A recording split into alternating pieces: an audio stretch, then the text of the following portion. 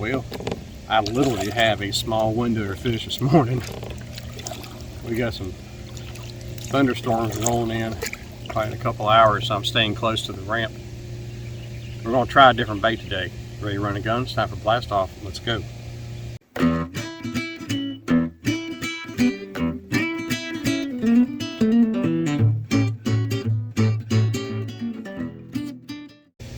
Morning folks, Todd here with you. Welcome back to Bassin 101.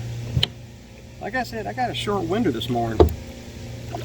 It's just now about 5-10 minutes away from sunrise. And I brought one bait with me today, literally, because the other color choices I kind of left in my box at the ramp. And I kept telling myself, I'm forgetting something. What am I forgetting? My extra baits. So I literally have one bait. What I've got with me today is a spoon. I know I didn't talk much about spoons. This is what I made, oh gosh, well over 20 years ago. I made them, I threw them in a small glass jar and forgot about them. My wife found them a few years back. And I decided to take them out, go ahead and polish them up, try them.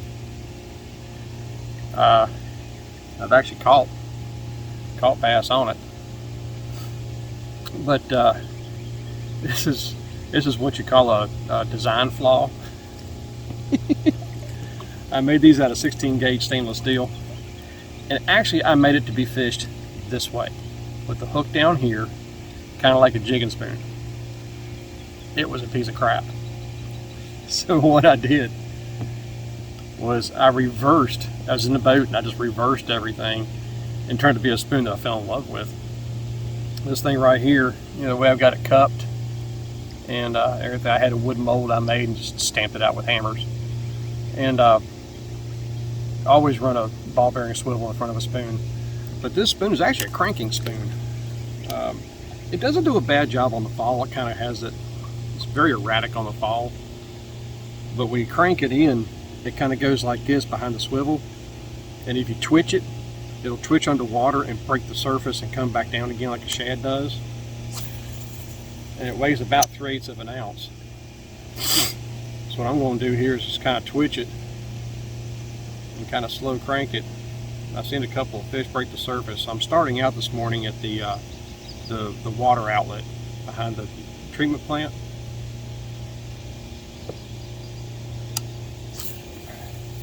Because it's about a 12-minute paddle, from the ramp. So I just made these in nickel, and I brought a chartreuse tail with me because I figured there's going to be a lot of smallmouth when I'm going through today too, plus some largemouth. So that chartreuse tail with some flashaboo on it will give them something to kind of see. Well, as it turns out, that's the only color I had to throw at them, because all the other color choices I had are back there in my box. So no white hackle, no green hackle, none of that stuff. So kind of stuck with what I got here. That's okay, I don't mind that. Let's check this thing and see what we can get. So we're throwing this thing out, and just making it really erratic. And with the storms being here,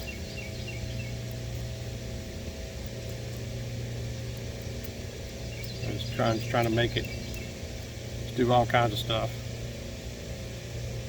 One thing I want to pass out to you guys, these flat type of spoons like this weighs about 3/8 of an ounce, and so you can cast it really good. But it's got a really good flutter quality to it. Like right now, I'm just kind of letting it sink and then twitching it back up. Keep it really erratic. Like I said, these storms are rolling in, so they're going to want something really moving. And other good spoons you could do stuff like this with, like the Acme Little Cleo.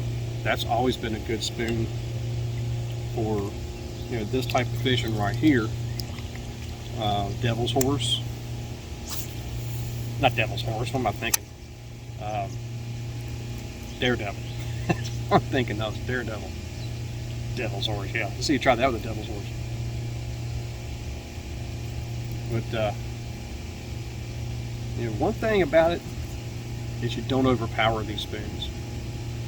Let them do their thing. The whole trick is to put that ball bearing swivel on there. And the swivel I use has got solid rings on it, not split rings. So I'm just trying different retrieves with this thing, seeing what I can get with it. I got a 7-to-1 reel on here, 10-pound test. That's something else too, guys. This style of fishing like this, don't go with really heavy line. I wouldn't go with anything heavier than 14. I got 10 on here and a 6.5-foot medium action cranking rod that I built.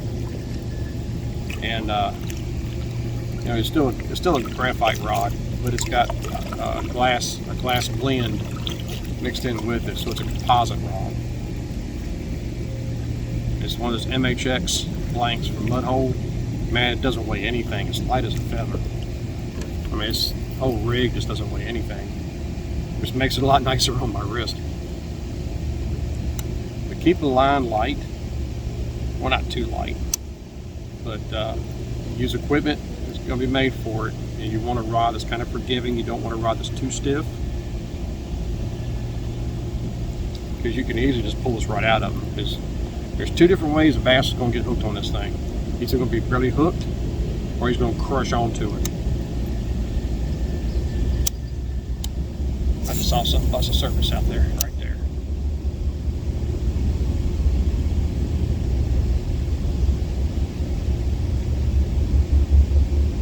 We'll keep on plugging, even with the trains rolling in. Something else too, guys. You know, when you're giving these spoons kind of that quick 2 or 3 second fall, don't just drop your rod and give it complete slack. Keep it just tight enough where you can see your line laying on the water, and then you'll be able to see that if he hits it. Sometimes you'll feel it, but don't keep it, you know, tight to where you got your line in contact with it all the way to the water. But let it lay on the water as you're still keeping semi-tight line on it, and watch that line as you're giving it that 2 or 3 second fall. Because this spoon here kind of goes all over the place like this, because it's flat and it's got a curve in it. So always, when you give it slack, let it lay on the surface, but keep just enough tension to where if you hit, you can pop them. But don't tight line it. It'll take a little practice. You'll get used to it. I want to throw a tip out to you guys to tie your own hackle. Actually, a very simple thing to do. You don't need to buy them at a store. You can do them yourself. But always try to have some kind of a contrasting color. You know, I've got straight chartreuse on here, but you could probably see I have like a teal, like a bluish green Flashaboo, and it's just a little bit longer than the hackle because I don't want to overpower the whole profile of this spoon. And I've only got 3 hackle, 1 on each divide of the treble hook, just enough for an accent, because you don't want to take away what the spoon does. I think people sometimes when they make stuff like this, they tend to put way too much trailer material on the back of something, and I just threw it behind a log. And keep your trailers, even on your poppers and things like that. Or some of you guys like to throw trailers on prop baits. And don't put too much of a trailer on it. You can put a long trailer, you know, if you want to tie, say, a 2 or 3 inch feather, you can do that on the back if you want to. But just keep it 2 or 3 feathers. Keep it at that, because you start getting way too much. Sometimes I may tie 6, but if I tie 6, I keep them, say, at the 1.5 inch length. I don't tie them too thick. And also, I try to find the thinnest feathers I can find. You know, nothing that's really big and bulky. And that's what I have on the spoon. I have some that's just not real big and bulky. They're just a standard, you know, hackles. Say what, probably 3/8 of an inch wide. And Might be able to shake that off there, I just did. So, just thought I'd pass that tip out to you. You guys that like to build stuff or modify lures. A lot of guys modify lures. But without a general idea of lure design and everything, sometimes you can mess up. Trust me, I've done it. That's how I learned. So I just pass it on to you so you don't go down the what if road like I did. But tinkering with tackle is definitely fun because it gives you a bait that's different than what everybody else has. But if you go to buy some of these spoons, well, not this, but like the little Clio or the Daredevil or something, stuff like that. Now I'm talking about the flat spoons, not like the Castmasters or the Hopkins. I'm not talking about those kind. These are the flat shaped. You can tell it's kind of scooped down, and it's got kind of a bowl right here,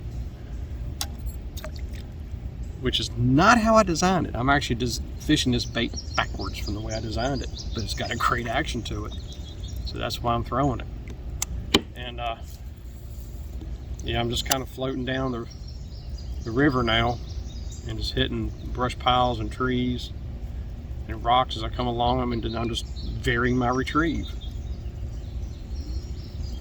You can even crank this sucker. You can actually keep your rod tip up and keep flitching like this and make that thing just dance across the surface just like that. So it's a very versatile spoon. It's definitely a wonderful accident. Of course, most of your bait designs are wonderful accidents. Go figure that one. Something else I like about these spoons like this is they hit the water very quietly.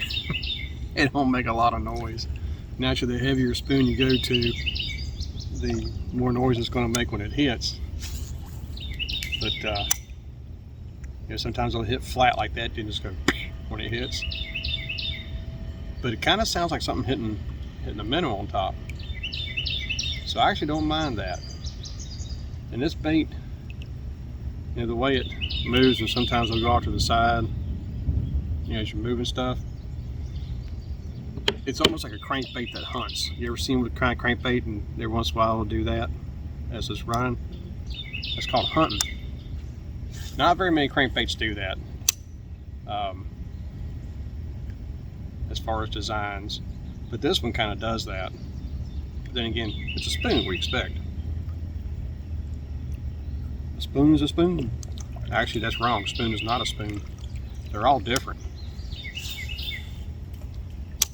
Something else I forgot to mention too, guys. When you're spoon fishing, I don't care what technique that you're throwing with it, jerking, cranking, whatever, don't point your rod straight at the lure, because it's no different than them hitting a crankbait. You don't want to point your rod directly at your lure, even when fishing a crankbait. Anytime I'm throwing a moving bait, spinner bait, crankbait, spoon like this, anything like that, that you're constantly cranking and moving, keep your rod tip at a 45-degree angle, or maybe even a 90-degree angle to what you're doing, because you want that rod tip to give it to the fish, and then you can get it. Then you can get them. But if you just point directly at it, then you're relying on line stretch to give it to them, and I don't like that. That's not a good technique. Got one finally.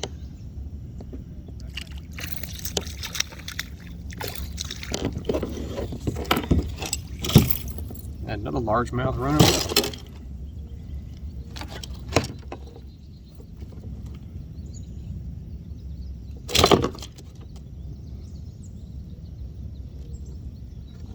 Not big, but he was fun, and I'll take him. Pretty little thing.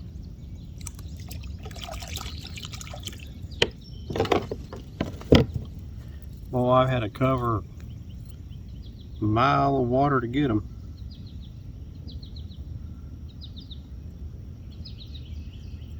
He just kind of loaded up on it. Keep on going. Y'all ain't gonna believe this. I don't believe this. A few years back, we're probably talking 4 or 5 years ago, maybe even 6 years ago, I was sitting right here in this exact same spot, and I was packing up for the day. And I unhooked my anchor, laid it in my lap while I was doing a couple of little things.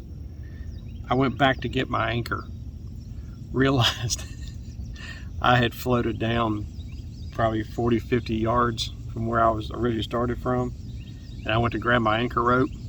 It wasn't there no more. Apparently I had left the anchor in the water. I tried and tried and tried. The water was crystal clear. I tried and tried to find that thing. I couldn't find it. So I went back to Walmart, got me another 10-pound exercise weight, put another strap and everything on it. Another parachute cord, which is what I use, paracord. And I've been using it ever since.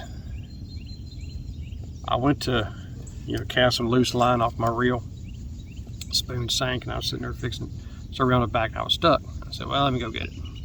Pulled up this huge conglomeration of like twigs and brush and everything, and realized it was still hanging in the water. After cleaning it off, guess what I found? So I haven't pulled this in yet. I want to get this on camera because it's moving. I figured after all these years it will be silted in. Oh my gosh. Look here. That's a testament to parachute cord right there. So I can at least, why wasn't, how come that's not been silted in over all these years? I mean, look at all the floodwaters and everything. Now my pants are all dirty. But, hey, got my anchor back. At least I got it out of the water. Got all the cord and everything out of the water. So that's good. I'm gonna tell you what, there's a ton of fishing line wrapped around my knot at the top of the line, so I had to cut all that away. But how about that, guys? After all these years, how it never silted in, I have no clue. I really don't. Man, that just blows me away. I mean, dude, we're talking 5-6 years ago, maybe 7 years ago. Wow, that's crazy. But anyway, how about that find? Well, I'm gonna call it. I almost got 2 hours at it out here anyway. Now I only caught one little dink. Did find my anchor. What a total loss, I guess. But oh yeah, always paddle with gloves, guys. Keeps the blisters down. Gives a little more traction too. I don't mean while you're fishing, I mean when you're coming back and going forth. That's all I got today, guys. I'm sorry I only caught one little bitty one. I figured they'd be more active than this. They must have fed last night. That's not unusual for rivers. And do all their eating, when that pressure drops, they do all their eating. And I saw some stuff hit on top, and I threw right in the boils. Just let that spoon flutter, kept working it. Nothing would hit it. But you can't always catch them on the lures you want to catch them on either, can you? Yeah, I'm sure if I had some other baits out here, I probably would have caught them. But I just brought the spoon today because I wanted to play with it. I found them in one of the buildings out back at the house, and I was like, hey. And I found a whole box of them that I'd made. And I figured, I'm gonna take those on the water, man. Give those things a shot. Bring you with me and see what we can do with it. Caught one little one. I actually lost a couple of others. I had them on for a second. They jumped out of the water, and that was it. But spoon fishing is a good way to fish. It's definitely a presentation they don't see every day. That's for sure. And that's something you got to think of. But until you catch that first fish, you're not going to build confidence on it. So Let me get out of here before this rain kicks in. This thunderstorm's rolling in. I can just about hear them in the background. So until next time, guys, may the Father bless you and keep you in Yeshua's name. Oh, hang on a minute. I want to throw something out to you guys. Y'all remember last year? You can go back and look on my, that's a big old trout right there. Man, that dude's about like that. Good golly. Anyway, I'm not really a trout guy, but they are fun to hook. I mentioned the duck that follows me around everywhere. His name's Splotchy. And yeah, I'll put a picture right here. He's been around here for about 5 or 6 years. And I always know it's him because ever since he was a little bitty duckling, he can never get out of the water. It was like an egg beater going across the water. And he's never flown no more than a foot or two off the water. Never. But he always, he always followed me around where I was fishing, talked to me. I almost got to pet him a couple of times. He came so close to the boat. But that was all last year that I saw him. I haven't seen him a single time this year. Not once this year. And I did some research on just ducks in the wild in general. And somebody told me on one of the comments he was kind of like a farm type mallard duck, but I'm not familiar with stuff like that. But he ran with the mallards all the time up here, and he was always here. So I did research on the lifespan of ducks like him, and they're only about anywhere from 4 to 6 years.